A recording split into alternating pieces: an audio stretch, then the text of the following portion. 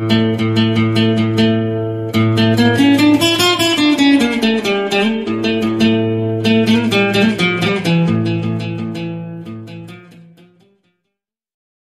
Nabi salam alaika, ya Rasul salam alaika.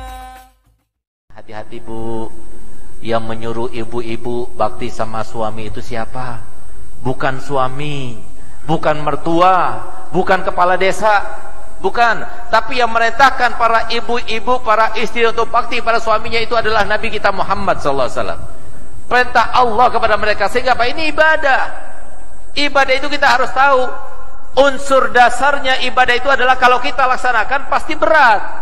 Karena apa? Kita ada hawa nafsu, kita ada setan. Kalau kita nggak berjuang, kita nggak bakal bisa melaksanakan ibadah. Sama, bakti sama suami itu juga seperti itu. Oleh karenanya Bu, camkan baik-baik dalam Islam itu, kalau orang laki ini dari mulai dia lahir sampai dia dewasa, sampai dia kawin, sampai dia punya anak, sampai dia punya cucu, tetap hak yang paling besar adalah haknya Allah, lalu haknya Rasulullah, lalu ketiga, keempat, kelima, keenam, ke-30 itu adalah haknya orang tua.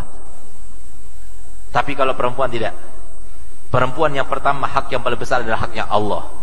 Yang kedua haknya Rasulullah. Yang ketiga haknya suami. Keempat suami, ke-10 suami, 20 suami, 30 suami, baru 31 adalah orang tua. Siapa yang memerintahkan itu? Rasulullah. Ada satu orang perempuan sahabat Nabi datang kepada Nabi Muhammad.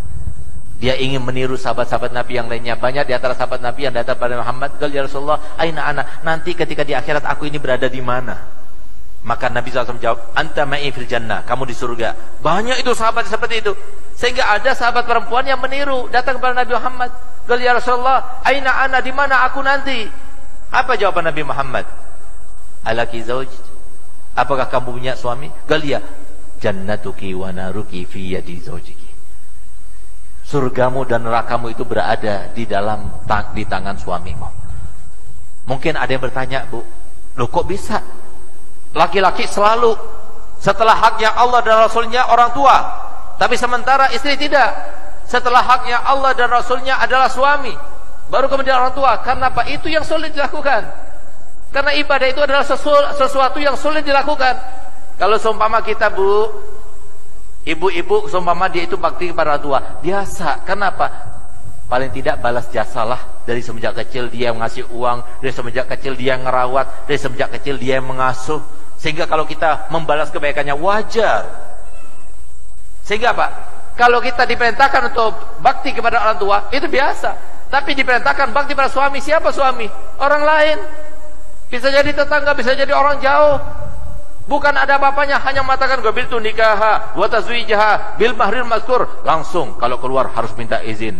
Enggak boleh kita itu membuat dia itu galau pikirannya. Kata Nabi Muhammad, kalau seumpama ada di antara kalian perempuan yang beribadah dengan ibadah 1 bulan penuh berpuasa, 1 bulan penuh bangun malam, tapi 1 kali saja membuat pikiran suami tidak enak atau galau pikirannya, maka semua pahalanya dihapus oleh Allah SWT.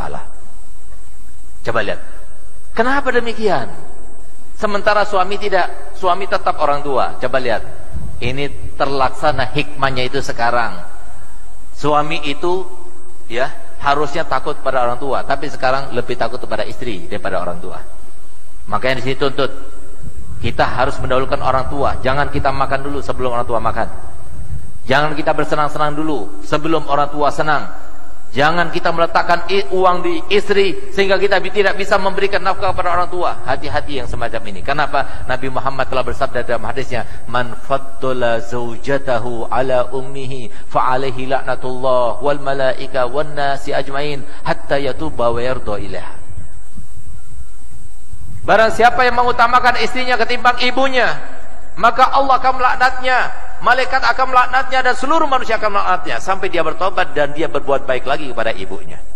Oleh karenanya, Bu, jangan kita katakan, Bu, bahwasanya bakti sama suami sekarang tidak ada lagi. Saya masih punya ibu.